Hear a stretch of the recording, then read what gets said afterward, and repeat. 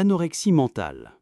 Une maladie mystérieuse, une souffrance intime, un trouble de l'esprit que l'on associe immédiatement à la psychiatrie, à la psychologie, au secret du cabinet médical.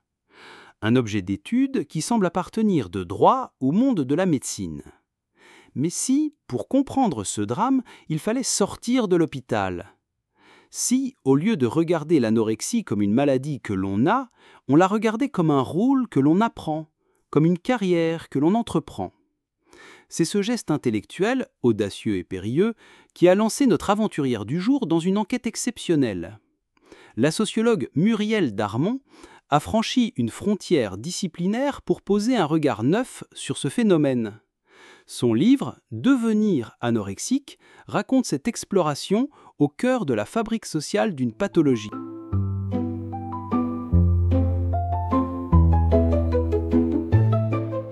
L'aventure de Muriel Darmon commence par une difficulté immense.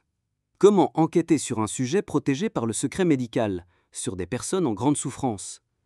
Les portes des services hospitaliers lui étaient largement fermées. La solution facile aurait été d'étudier l'anorexie dans les médias ou les discours médicaux. Darmon refuse. Elle veut comprendre le processus, le comment on le devient. Elle doit trouver d'autres terrains où observer le phénomène en action. Elle explore donc plusieurs contextes à haute pression. Classes préparatoires aux grandes écoles, lycées sélectifs, universités exigeantes, clubs sportifs. Tous partagent un trait commun, une quête d'excellence intense et une discipline de fer.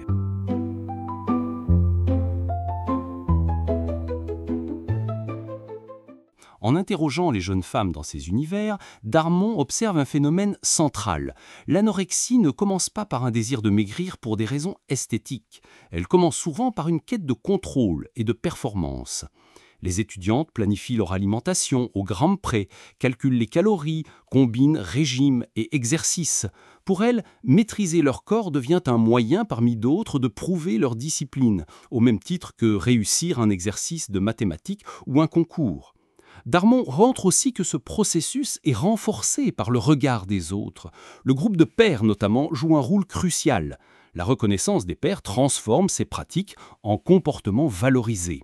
Une étudiante qui perd quelques kilos est félicitée comme rigoureuse, volontaire, disciplinée.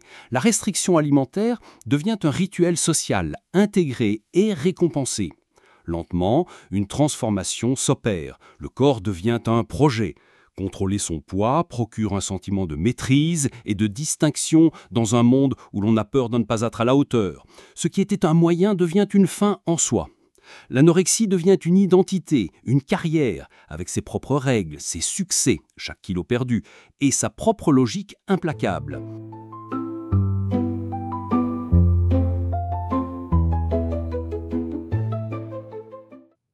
Deux, mettre des mots sur l'invisible.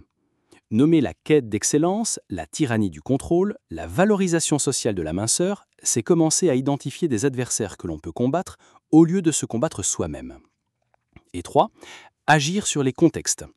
Pour l'entourage, les soignants, pour nous tous, cette approche ouvre la voie à une compréhension plus large. Elle invite à agir non seulement sur l'individu, mais aussi sur les contextes qui fabriquent la souffrance. La sociologie ne remplace pas la médecine, elle ne guérit pas. Mais elle peut donner des outils pour penser, comprendre et se défendre. Comprendre, parfois, est le premier pas pour aller mieux.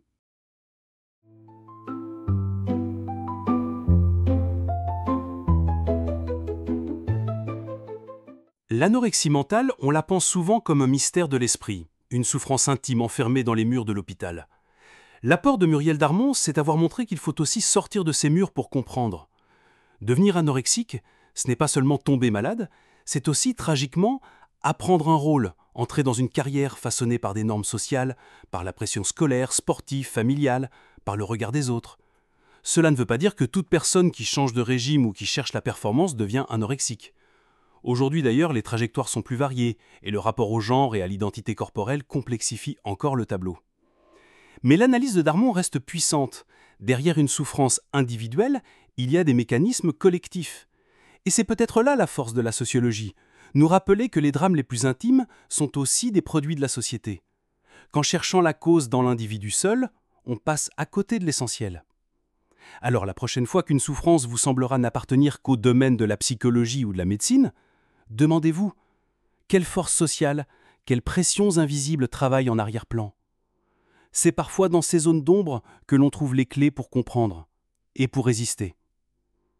En attendant notre prochain voyage sociologique, ouvrez l'œil sur ces logiques invisibles et restez curieux.